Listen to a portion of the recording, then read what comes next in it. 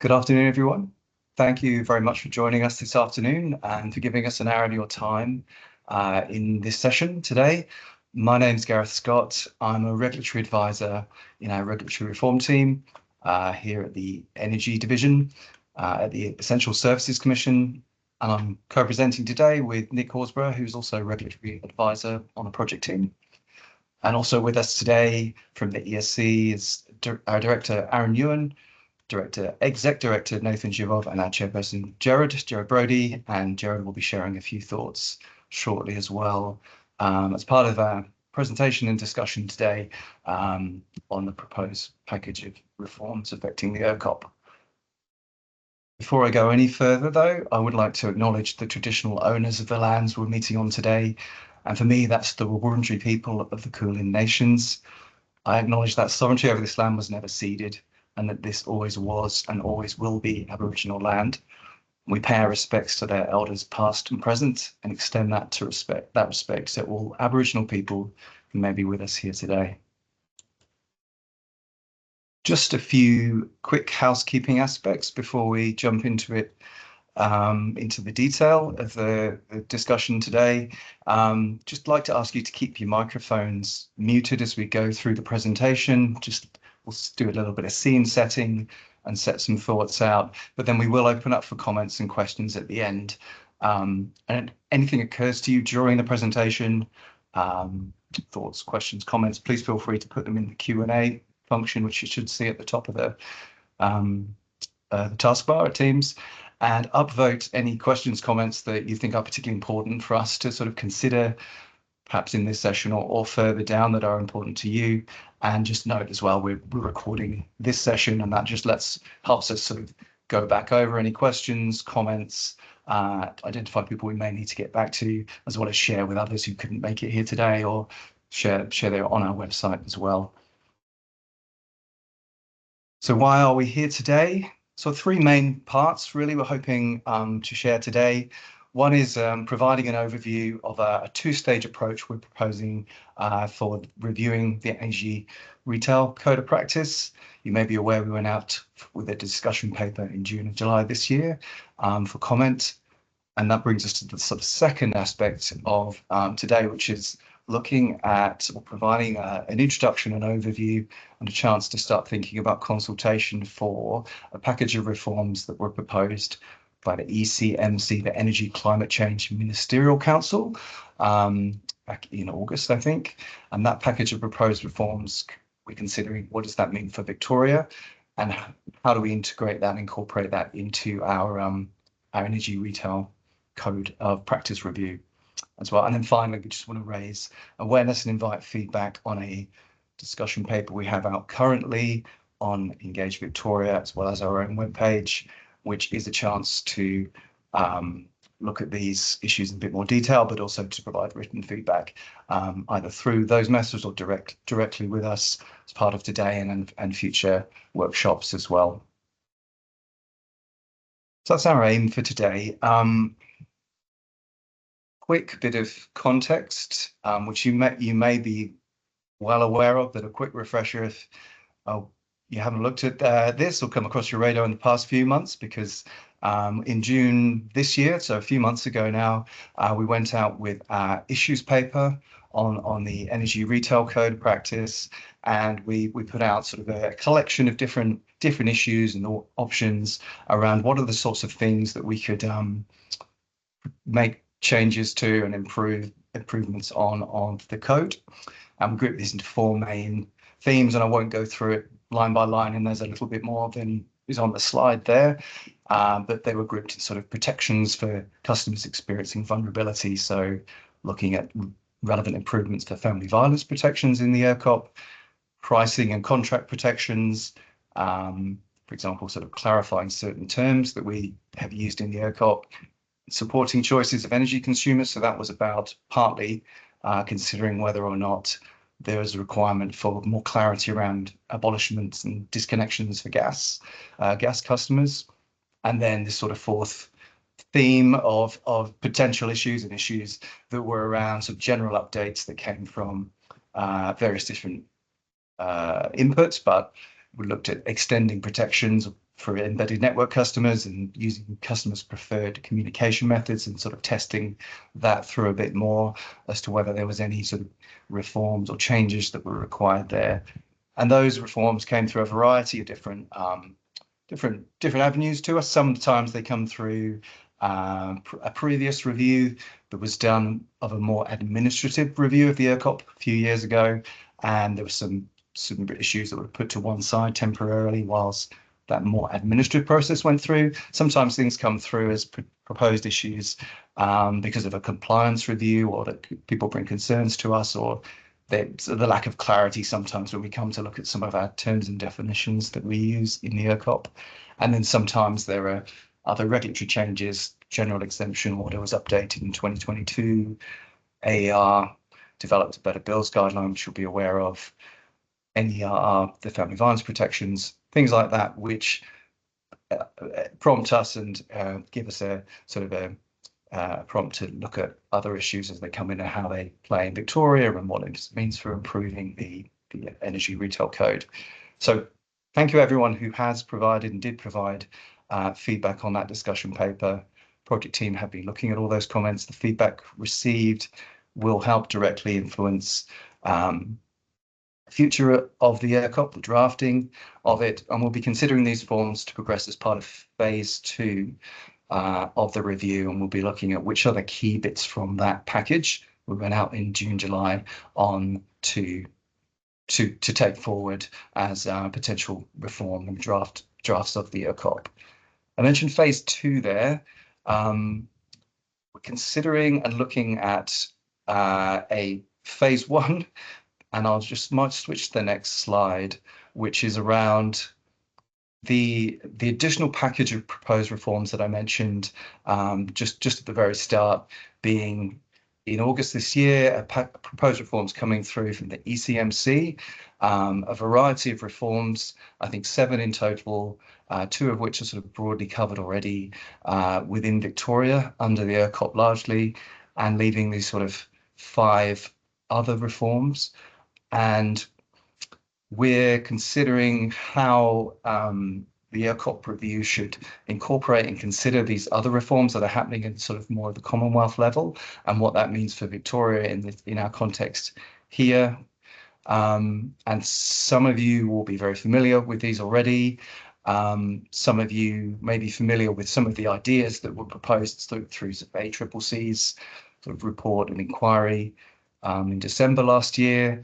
AER's Game Changer report, ECA's Consumer Sentiment Survey, things like that, which have fed through into this reform package, and you might sense that there's some familiarity with some of those ideas that are now sort of crystallising into the ECMC proposed reforms, and now into our ERCOP review as well for Victoria. So what we're looking at is a phase 1, where we consider these package of reforms, which we'll talk through very shortly and give more of an insight and overview, as well as flag areas where we think there's maybe particular complexity and consultation interest, and want to test that on this call as well today. And then looking at phase 2 and looking at what are those other reforms that I mentioned just previously, and what are the key ones for those for phase 2. But looking at the phase 1, the package of reforms we're looking at, largely drawn from the ECMC reforms. I'm going to pause there and just pass to Jared, who I think is going to talk us through some of those and offer his thoughts. Thank you very much, Gareth. It's great to be here and see so many people interested in this process. For those that don't know me, my name's Gerard Brody. I'm the reasonably new chairperson at the Essential Services Commission. I'd also like to acknowledge my new colleague, Commissioner Ellie Patira, is online as well. Despite being new in this role, fortunately, I am reasonably familiar with the Energy Retail Code of Practice and its critical role in consumer protection for electricity and gas customers in this state. Some of you might know that my career has been in consumer advocacy and protection. So it's through that work that I've become aware of the important safeguards the code provides Victorians. When I was with Consumer Action Law Centre, the code was used probably daily by our lawyers and financial counsellors in providing advice and assistance to consumers. We also know that the marketplace does keep on changing, and there continues to be a need to take stock and evolve the protections of the Energy Retail Code of Practice. Market practices change, innovation and new technologies can emerge, and of course consumer needs can adapt. So the safeguards must remain relevant and effective in promoting and protecting consumers' interests and rights. Importantly, I think this responsiveness can help uphold trust and fairness in the marketplace, or alternatively can protect against the distrust becoming embedded, particularly over a period where there has been price rises in energy and broader cost of living concerns impacting many in the consumers. So this is a great opportunity to ensure that our protections and safeguards remain adequate and appropriate. As Gareth mentioned, the current step in this review is to consider the energy consumer reforms proposed by the Energy and Climate Change Ministerial Council. For us at the Commission, these package reforms are really about driving the market so that there are competitive prices and outcomes and that they are more accessible for customers. We all know that many in the community are facing significant cost of living pressures, and we also know that the number of customers experiencing payment difficulty is increasing. So a key focus of this package is about making sure more people can benefit from more competitive prices and improved market outcomes. The team will be going through each of the reforms listed on the screen there in the consultation paper, and particularly talking about the outcomes we're seeking to achieve for each. But for me, an overarching outcome is making the competitive marketplace work better, so that people are appropriately supported in accessing their entitlements, and also that there are appropriate incentives for retailers so that more customers are on contracts with lower prices. We do know there's a level of price dispersion in relation to electricity and gas, not just across the market, but between offers provided by individual retailers. And that can be appropriate and welcome where consumers are actively making choices. But there are also many customers who can become disengaged from the market and don't actively seek out their entitlements or seek a good deal. Electricity and gas are, of course, essential services. We can't live without them. And in that context, there is a great need to ensure consumer protections are designed so that entitlements are provided and that disengaged customers aren't left behind. So a number of the measures we're consulting on go to improving the supports for those experiencing payment difficulty or low-income customers who have concessions. There's an opportunity here to improve. In our September energy market report, we observed more people are receiving payment difficulty assistance, and that's a good thing. They're accessing their entitlements. But in the same report, we observed over the last year, more than 121,000 electricity customers each month owed at least $300, and they weren't receiving assistance under the payment difficulty framework. And that figure had increased 20% from the previous year, and it's similar for gas. So I think that does underscore the opportunity to do more to make sure people are able to benefit from payment difficulty assistance and are appropriately supported. The other category of reform I thought I'd mention goes towards improving retailer incentives so that more customers are on contracts with lower prices, that is, they're able to switch to the best offer effectively. In the press release publishing this consultation paper, I referred to this as an opportunity to tackle the loyalty penalty in energy. For those that aren't familiar with that term, it really refers to the higher prices that long-term customers often pay compared to new customers, even though they receive the same service. So while many retailers do offer competitive rates and offers to attract new customers, existing customers who remain on older plans or don't shop around can end up paying significantly more. So we're really keen for your input and thoughts on the proposals being put forward in this consultation paper. The goal, as I mentioned, is to make the marketplace work as effectively as possible so that it operates fairly and efficiently, and that people can trust that they will be treated well.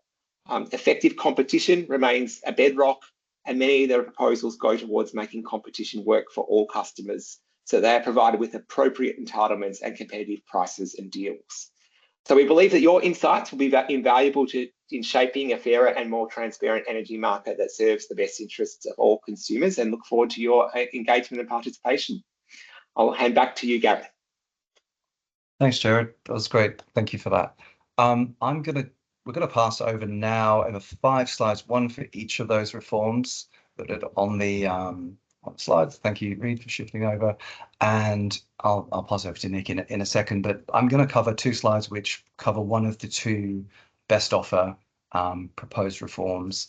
And I'll start with the automatic best offer for customers experiencing payment difficulty. And across the slides, we'll talk a little about perhaps the case for acting, but particularly look at what outcomes we're hoping to achieve, and where do we think the focus for consultation will be, where particularly there's something perhaps more complex, or there may be some more implementation questions and issues that need to be sort of lent into a bit from a sort of consultation perspective. But we'll flag those as we go through, and we'd really like to hear, as we get to the end of the session, a little more of your thoughts on that aspect, particularly if you think there are perhaps pieces we're missing, or that you probably agree perhaps that we're pointing in the right direction. That'd be really helpful to understand as we think about designing some sort of workshop and the content for those workshops. So I'll crack on with this one, but the automatic best offers, you may be familiar with these already, you may be less so, and just a note, we'll circulate the slide packs after today as well. But this reform is sort of very simply is aiming to make sure that those who are experiencing payment difficulty are on the best offer from their retailer without needing to switch themselves to that best offer. So theory being those struggling to pay their energy bills are on the cheapest price from their retailer. And this potential reform is from the ECMC proposals, but just to note that it does align with some feedback we received on that earlier issues paper I mentioned from June, July, where we heard concerns from some consumer groups that many customers were receiving or seeking payment assistance, but they were on higher price plans and are not offered to switch to the retailer's best offer. And the Consumer Action Law Centre as well, in their submission to the ERCOP issues paper, sort of also highlighted some cases where retailers confirmed payment arrangements with a customer, but they didn't first offer tariff checks or reductions to the best offer for some of those customers. So in terms of what outcomes this one is seeking to achieve, it's really that customers experiencing that payment difficulty are on the best price their current retailer can offer. And if done well, it could be a potential reform that could help with some elements of trust. There are a number of steps that you might take to build trust, and this could only be one part of it. But if done well, a customer seeing a retailer proactively and positively reducing costs for them, I think could help support trust, or partly that trust aspect. And I think with this one as well, there's going to be a balancing act, I think, in getting the automation aspect right, both in how that's sort of described to customers, we're moving you or we're doing something positive for you, and what other customer protections might be useful to have in place to safeguard customer in that scenario where they may be switched in some way to something like the best offer. And there's some different options around that, which we'll touch on in a second. I'll just flag, this is one of 2 potential reforms, so both of them being related to the best offer, that we think probably has some more complexity to it that may benefit from some further consultation and feedback and thoughts on it. As I flagged just now, I think when we go into questions at the end, it'll be really useful to hear if you think perhaps these 2 are the more complex, or you think there's within other reforms there may be some more complexity to focus on within sort of further workshops and things like that. I think for this reform, there's probably 3 main aspects for consultation. One being simply, what is the most appropriate method for switching a relevant customer? And that's the options in that green options box on the slide there. And I'll touch on those in a sec. So what's the best or most appropriate method for switching somebody? What does that look like? And then who is eligible? When we say experiencing payment difficulty, it's an important question as to who should the auto switching apply to. Is it a level of debt? Is it over a period of time? Is it unable to pay ongoing energy usage? Those sort of questions. And wherever that lands, it's going to be crucial that a retailer will need be able to identify specifically which customer is affected if they have an obligation on them to switch that customer. And then thirdly, what sort of protections could be put in place to protect customers when they're switching? So thinking about opt-in, opt-out, mixture of both, to potentially protect customers. And there we're aware of some of the concerns around perhaps explicit informed consent in switching, auto switching a customer, or concerns around a customer electing for a certain plan because it has certain benefits associated with it, which aren't just the price. So interesting thoughts around those aspects as well. So in a way, it's quite a simple idea, but we think there's probably some complexities to understand a bit more in that. The options that we're thinking in terms of that first bit of the method, drawn partly from the ECMC proposals as well. One option could be to just credit the difference between the current plan and the best offer. So that difference being what they're paying versus what they would have a customer would have saved had they been on the deemed best offer. Secondly, reducing tariffs to match the best offer. That could be retaining all the terms and conditions of the customer's current plan, but changing the tariff to match that the best offer. There's likely some complexity to that as well. And then a simple does what it says in the tin sort of option of automatically switching a relevant customer to the best offer. There may be pros and cons with that. It may be the most straightforward, but it may compromise concerns around some of those other benefits that customers might be mindful of that they have selected a particular plan for. And that's something sort of in mind for that one as well. So really, as we look at the consultation for this one, I think it's around what's the method, who's eligible, what safeguards could be in place for this particular proposed reform, sort of balancing some of those concerns I mentioned. And I will just mention, I think perhaps it's the last dot point, but in the minister's letter, which we've published on our website alongside our response, our discussion paper on this a week or two ago, we were asked to consider whether there's a role or how trusted third parties such as financial counsellors could support switching as well. And that could be in this particular form, or it could be more broadly in terms of supporting customers in switching. So we're keen to hear thoughts on that as we open up to questions on the end. And I'll move on to the second aspect of best offer now, which is it's a broader one. So the other one is more targeted to customers experiencing payment difficulty. This one is a broader proposed potential reform, and it's in the context of recognizing there are a number of people who are not on the best offer who could save money. So broadly put, it's quite a broad objective, and it's aimed to reduce barriers for customers in switching to the best offer. And I think with this one, as with sort of any reform, it's going to be really important to understand where the problem lies. So the nature of the issue that's being sought to be addressed, is this about awareness of the best offer? Is it about consumer retailer trust? Are there process barriers in place? And then what would be the options to address those problems? So it's a broad aim, but it is looking about reducing friction barriers where they exist for consumers to switch to their retailer's best offer, and looking for an end outcome where a process for switching for a consumer is as streamlined, short, safe as possible, which may result in a sort of higher number of customers choosing to switch. When we think about options, I'm looking at that red arrow on the slide there. We sort of try to visualize it, but looking at, is there a sliding scale of very prescriptive type of process at one end with a sort of outcomes-based principle obligation at the other end. This is a potential reform that may be difficult to have a prescribed approach for. So it may be difficult to prescribe in a code how to improve the ability to switch and say very precisely what that means. It could therefore lend itself more to a principles or outcome-based approach that perhaps, example wording require best offer switching to be clear, accessible, effective, or efficient process, something that sets out a broad outcome for a retailer to meet.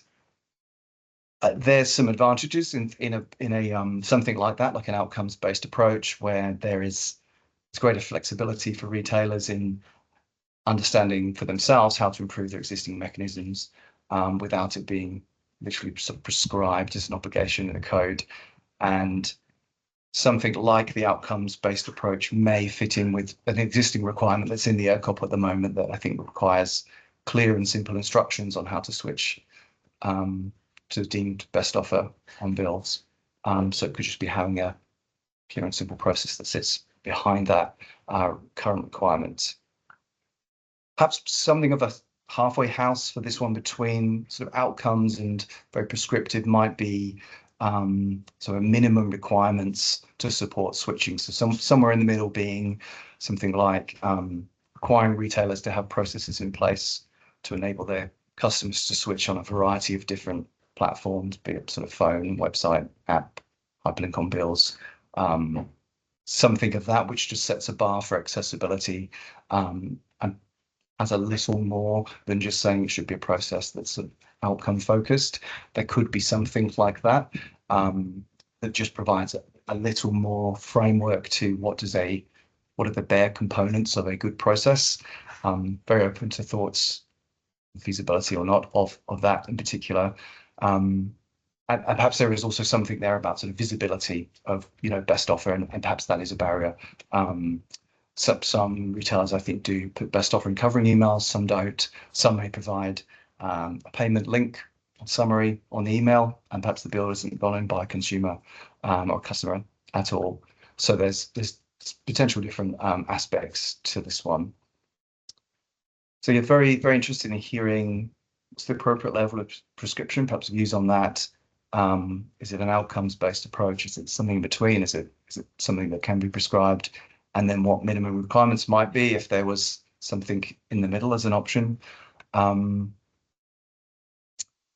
So I'll finish up on the best offer ones by just saying I think our proposed focus for consultation is trying to understand more about some of those barriers, and we know there is work that's been done on that previously, which we're drawing from as well.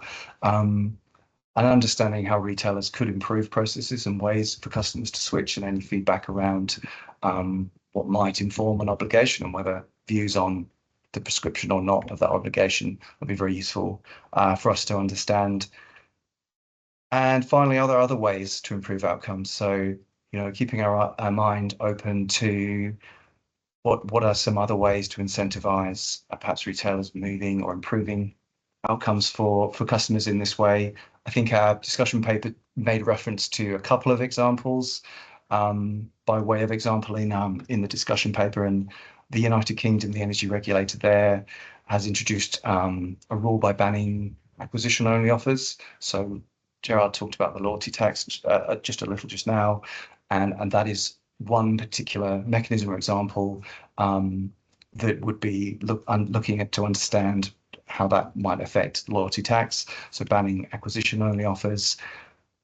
Another aspect that may help to incentivize customers being on a best offer, perhaps those customers who are using utility connection services. So perhaps particularly tenants where they're pushed by real estate agents or promoted by real estate agents to use those sort of services,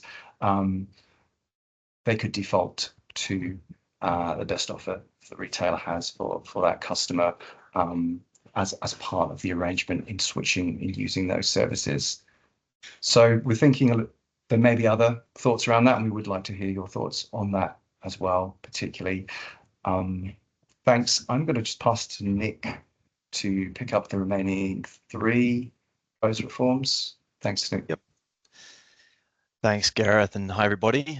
Good to meet you all. My name's, again, just Nick Horsburgh. I'm a regulatory reform advisor in the reform team in the energy division alongside Gareth, and new to ESC, so I'm looking forward to meeting many of you as we go through this reform process. What I'm going to do is just talk through the remaining 3 reform areas, and then I will take us through some of our next steps around engagement over the next few months. So the first reform I'm going to talk to is around improving the application of concessions on bills. So research has shown that there is still a portion of customers who are eligible for concessions who are not claiming those concessions on their energy bills. And while the Victorian numbers of people in that position, those numbers do compare positively to other states. Our objective here obviously is to have that number as close to zero as possible. We want people who are eligible for concessions to be accessing those concessions. And a recent national survey highlighted that lack of awareness about concession eligibility is a real reason why people are not claiming those concessions. Apparently only about 1/3 of Australians with a concession card are actually aware that they may be eligible for concessions on their energy bill.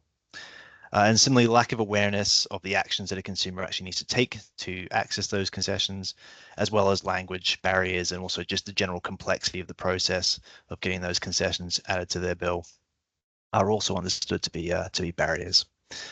So while there are requirements right now for retailers to provide customers with information about concessions and eligibility criteria, there's currently no requirements on retailers to sort of proactively check if customers are eligible for those concessions.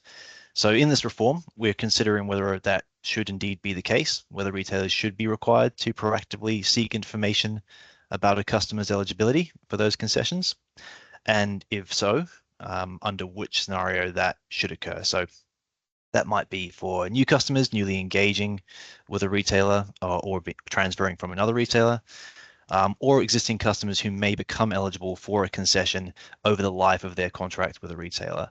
And a means for how that might work might be sort of periodic checking in every 6 months or every year as they go through the life of the contract. So the focus for consultation here is around those requirements, so that proactive requirement, and also the scenarios in which that would be triggered. What is outside of the scope for these reforms, which I'll just mention, is any longer term systems changes or automation of the process, as in our mind, that's something that would require very significant changes to government and retailer systems and would also introduce a large number of challenges around sort of data sharing, privacy, and consent. So those sort of longer term, more systemic changes are off the table for these reforms. Can I just go to the next slide, please, Reid? Thank you very much. So this next reform is around extending protections for customers on legacy contracts. And just to set the context, in our previous 2019 ensuring contracts are clear and fair reforms, we introduced some changes to cap pay on time discounts at a level that ESC now sets annually, and also made changes to ensure that benefits like discounts, credits, or rebates apply for the full duration of a contract. And the purpose of those reforms was to ensure that customers were not facing sudden bill shock or sudden increase in prices if unable to meet those discount conditions, or if they suddenly had a discount or benefit that expired in the middle of the life of the contract. And analysis has shown that those reforms have been very successful in achieving their objective. However, those reforms and those protections provided by those reforms only apply to contracts that were entered into from 1 July 2020, so not to legacy contracts that were entered into prior to that date. And data suggests that there's still a significant number of consumers who are on contracts entered into prior to those protections coming into place, and also have pay on time discounts greater than 5%. There's also a number of sort of conditional discounts and fees which are not currently capped in the same way that the pay on time discount conditions are. And that might still create risks of customers being exposed to sudden high costs if they're unable to meet the relevant conditions of those discounts. So the objective for this reform is obviously we want to remove that risk to consumers of being exposed to those sudden high costs due to not being able to meet conditions or having those sort of discounts and benefits suddenly expire. And as such, the focus for this consultation is really around considering whether or not we should extend the protections of the ensuring contracts are clear and fair reforms to those legacy contracts entered into prior to 1 July 2020, and also whether or not we should be limiting or prohibiting additional types of conditional discounts and fees.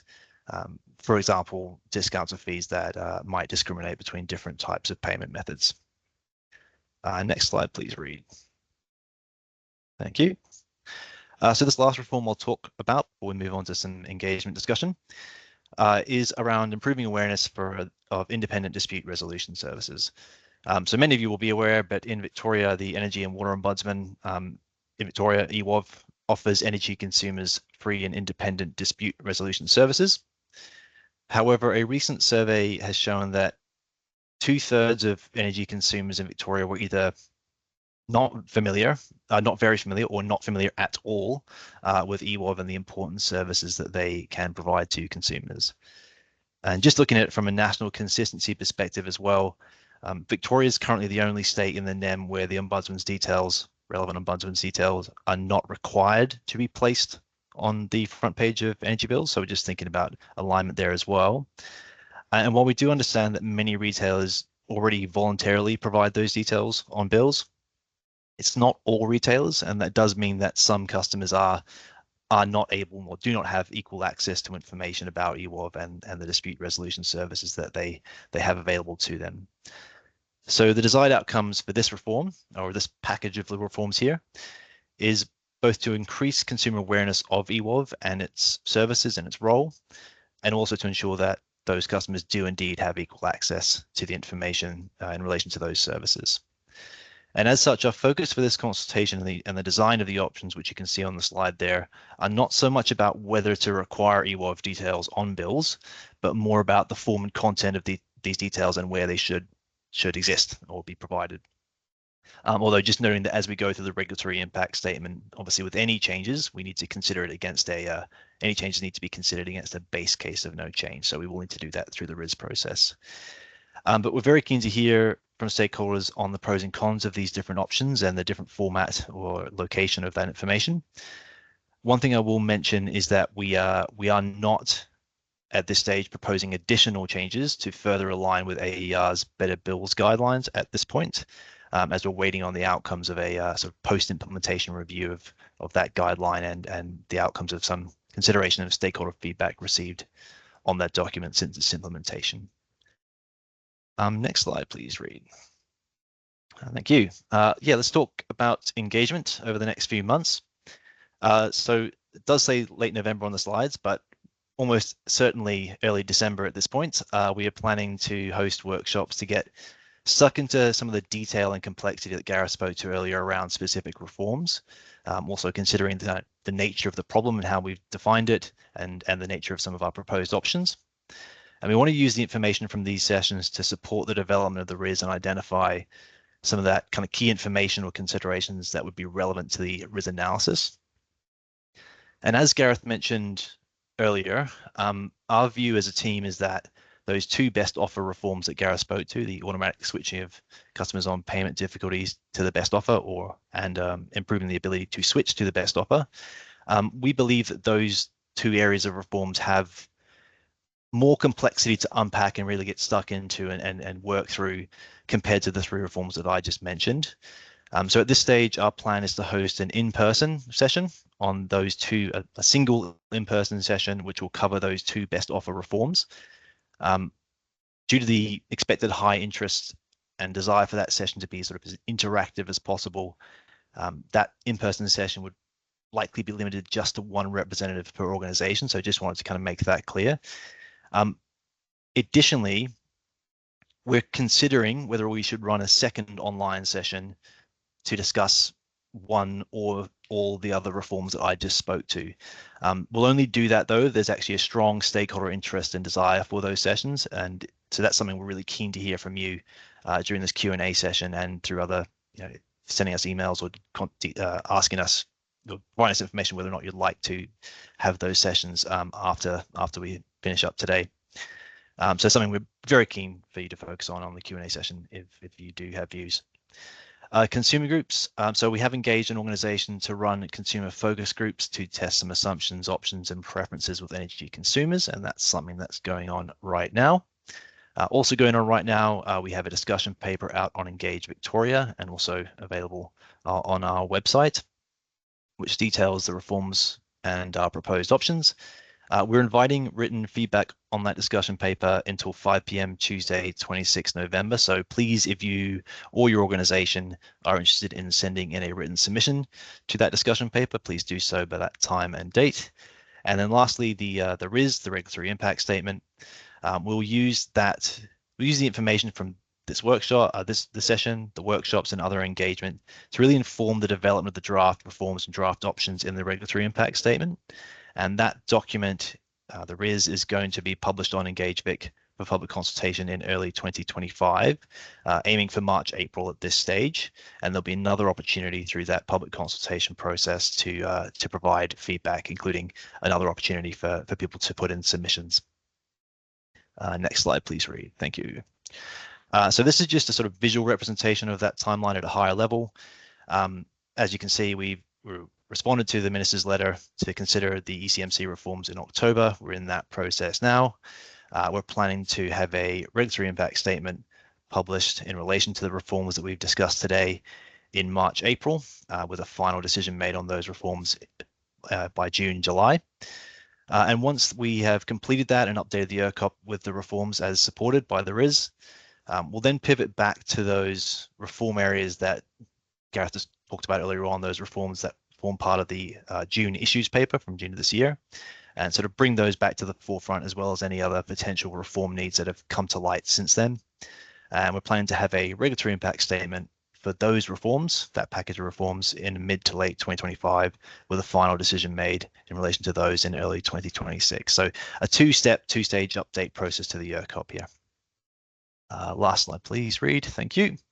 And this last slide is just our contact details. Again, these are available on the relevant engagement pages, including which include our discussion paper as well, both on our website and on EngageVic. But just if you are interested in contacting us about these reforms or providing a submission, it'd be great if you could provide that information to the email address listed there, energyreform@esc.vic.gov.au. You can also provide a submission by mail if you would like at that address listed there, or pick up the phone and give us a call to discuss the reforms and your views on them at that phone number right there as well. That is it from me, and I believe I'm going to hand over to one of the managers in our team, Luis, who's going to be play a bit of an emceeing role for the questions and answer session. So I will just say thank you all for your time, and I'll hand over to Luis. Thank you, Nick, and thank you, Gareth, for this presentation. Thank you all for attending. We now have around 15 minutes left for questions. I know that some of them have already started to come, and I encourage, if you have any questions, to either use the chat function. You can also raise your hand. So I'll start with a question here from Travis, and the question is, it's a comment that understanding that a customer experiencing payment difficulty requires a discussion with the customer, at which point they require tailored assistance, which requires the retailer to provide this assistance, including the lowest cost tariff consideration. So Travis's comment is that if this is about customer protection, it appears that this is already provided.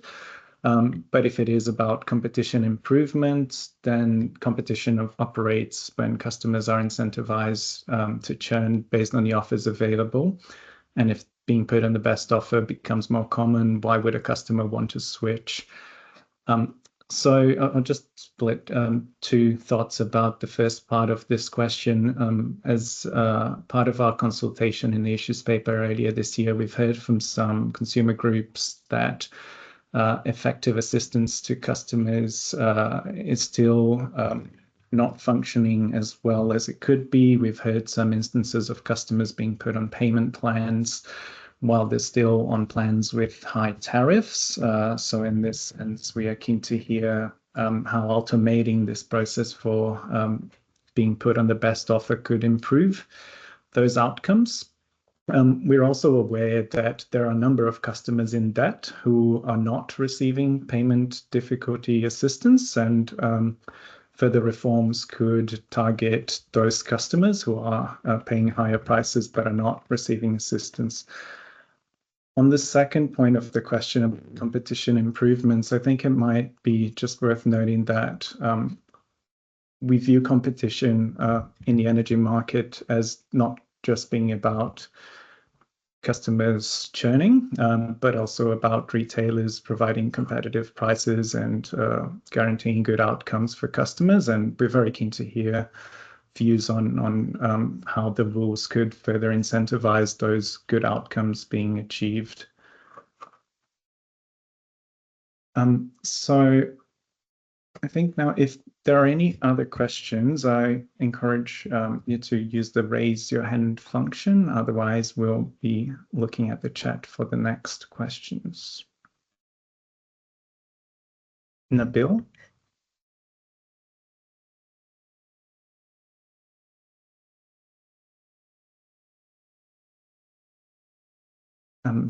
Sorry, yeah, that's good. I was on mute, sorry. This is Nabil Chimali from Globert. My question relates to the Commission option about assigning customers with payment difficulty automatically to the best offer. In terms of option 1, you suggest that we credit the customer the difference between the better offer and the current offer. My question is, as you appreciate, the best offer calculation is based on annual usage, and therefore there might be times because of seasonality or customer change behavior. In 1 month there is a credit, but in the second month there is a debit. So is the Commission suggesting we credit the customer, we credit or debit the customer account depending on the difference, or only we credit them when there is a credit on the account?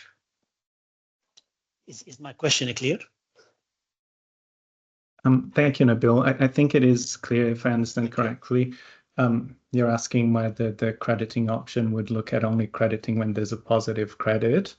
And I understand that's the option we would be considering. Essentially, if we were to look at the crediting option, it would mean either the customer continues paying what they would be, or they would be getting an additional credit to assist them. Does that answer your question? Yes, it's answered my question, but my expectation was to be consistent with the policy or consistent with the calculation, because the best offer is based on annual usage, not on monthly. But from what you suggest, only the credit will go to the customer. But if in a given month there is a debit, then the customer would just pay the current tariff charge, not the best offer. Thank you for explaining that. I think that's one of the implementation issues we'll have to consider, and we'll be keen to explore that a bit further in the workshops. Thank you. Thank you for that. So just before I move on, there's another question here from Libby. And the question is that given the sequence of our reforms and consistency in regulation between jurisdictions, and that often leading to operational efficiencies and reduced complexities with implementation, if the Commission has considered that the ECMC reforms could play out first through the AEMC, and then we could consider those reforms in Victoria. So I think I'll pass on to Aaron to answer that question. Thanks, Louise. Look, just a really brief response. I think the ECMC reforms were both nationally and from the Victorian context were seen as a priority reform. So that's really one of the focuses there. I think you'll find some of the timelines align quite closely with the AEMC too. We're in discussions with them, and that's also a public consultation process too. So I think there's some efficiencies there too, just as a brief response. Thank you, Aaron. I think we'll go to Liam now. Thank you. Good afternoon, Liam Jones from AGL. Thank you for the session this afternoon, very informative. So reflection, I'd start by welcoming the in-person consultation. I think that's something that's heavily underrated, and I think it's very valuable for getting some good ideas.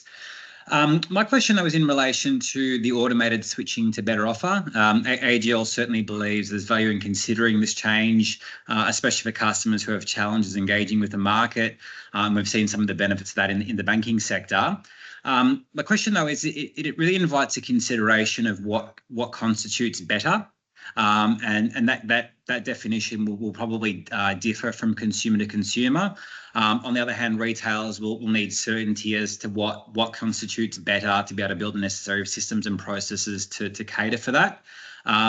Has the Commission sort of turned their mind to what that concept of better should look like? I mean, obviously, price or cost will be at the forefront, but there are certainly other broader considerations as to what might be better for a consumer. So interested in any thoughts or views on that.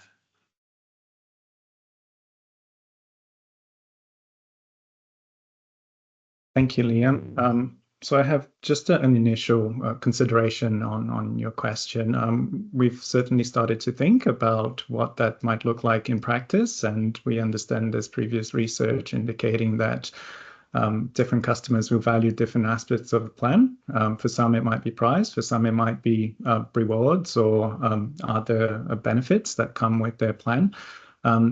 We also understand that the current deemed best offer has already got a definition in our code and a process that retailers have to identify it. So if we can leverage it, there could be efficiency gains.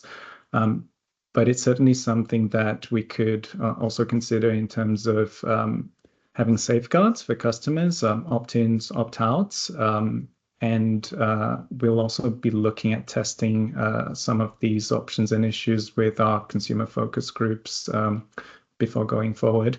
And we'll explore this in the workshops as well.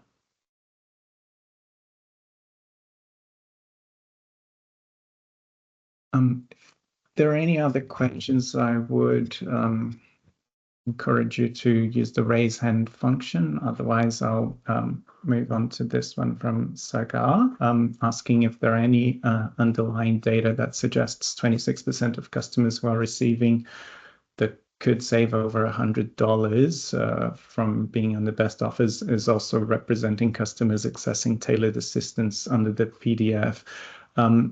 So I can take that one on notice and double check, but I understand that those 26% of customers would not be customers receiving tailored assistance, but just a reflection of the broader market.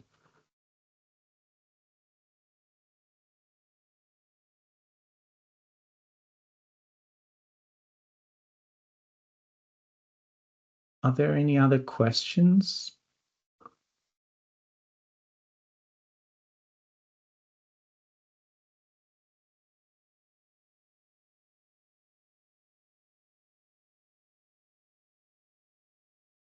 Oh, all right. It seems there are no other questions, in which case I would like to thank all of you for attending. Thank you for participating in our process. We look forward to engaging more with you as we plan our workshops and as we turn our heads to thinking about our regulatory impact statement. There will be multiple other opportunities for you to engage with us. We also encourage you to get in touch with our team through the email if you would like to set up a meeting with us and to discuss any particular implementation issues.